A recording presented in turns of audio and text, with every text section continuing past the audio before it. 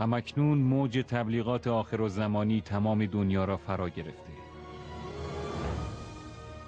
گروهی منتظر ظهور منجی الهی خود هستند و عده‌ای نیز منتظر به حکومت رسیدن لوسیفر یا شیطان.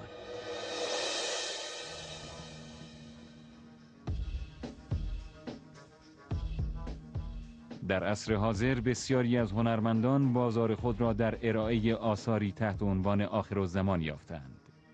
تعداد این گروه‌ها که به طور رسمی اعلام شیطان پرستی کرده اند بیش از 100 گروه می باشد.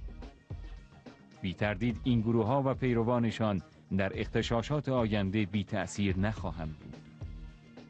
تکنولوژی سینما و جلوه‌های ویژه آخرین دستاوردهای خود را در اختیار این فرشتگان تاریکی قرار می‌دهد تا با قدرتی بیشتر موج ضد مسیحیت را القا کنند.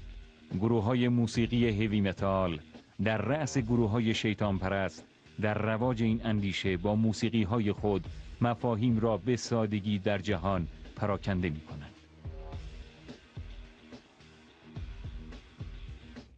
این بازیگران شیطان برای تبلیغ خود از هیچ کاری برای فریب مردم نمی‌گذارند.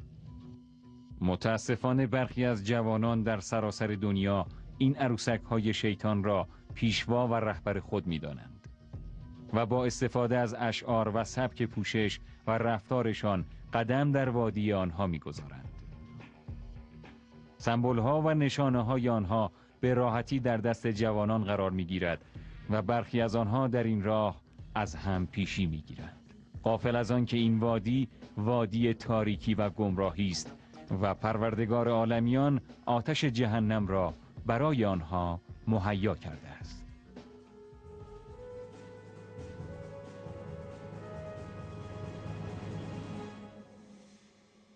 اگرچه شیطان پرستی سابقه دیرینه دارد، اما برپا کننده و شکل دهنده معاصر آن در یک خانواده یهودی در شیکاگو در سال 1930 به دنیا آمد و آنتوان زاندر لاوی نام گرفت.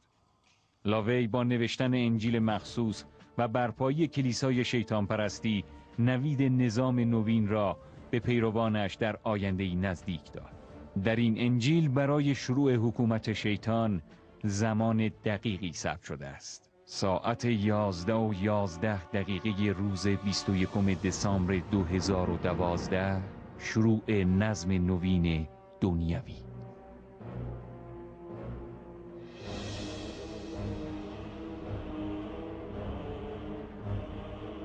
لوسیفر در اصل به معنای روشنایی صبحگاهی است. آنها لوسیفر یا شیطان را نماینده نور دانسته و هر آنچه مخالف او باشد نماینده تاریکی می‌دانند.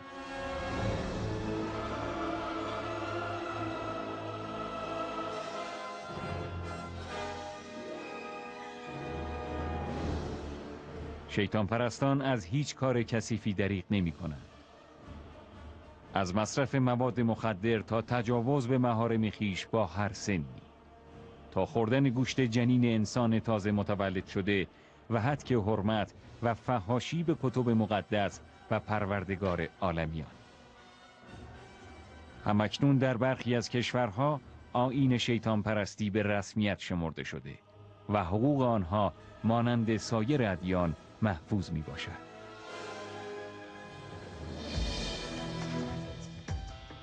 در برخی از کشورها با برگزاری تجمعات مخفیانه و زیرزمینی تحت لقای آزادی به اشاعه کفر و الحاد و بیبندوباری می‌پردازند. بسیاری از شبکه‌ها به طور تمام وقت و برخی پاره وقت غلام حلقه به گوش شیطان هستند. آنها ظهور شیطان و شروع حکومت او را در 2012 وعده می‌دهند و خود را وارثان زمین می‌دانند. در حقیقت شیطان آخرین دسیسه خود را برای خار کردن انسان بر روی زمین در این روز به نمایش خواهد گذاشت. آنتونی لاوی در سال 1997 با مرگش آرزوی دیدن حکومت شیطان را به گور برد. 21 دسامبر 2012 آیا توطئه شیطانی شکل خواهد گرفت؟ اینک در پیش رو به آخرالزمان می‌نگریم. آیا وعده های الهی تحقق پیدا می‌کنند؟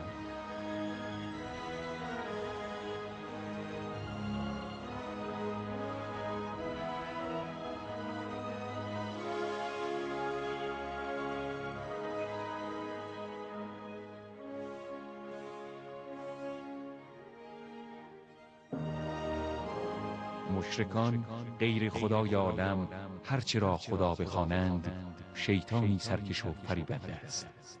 سوره نساء آیه 117.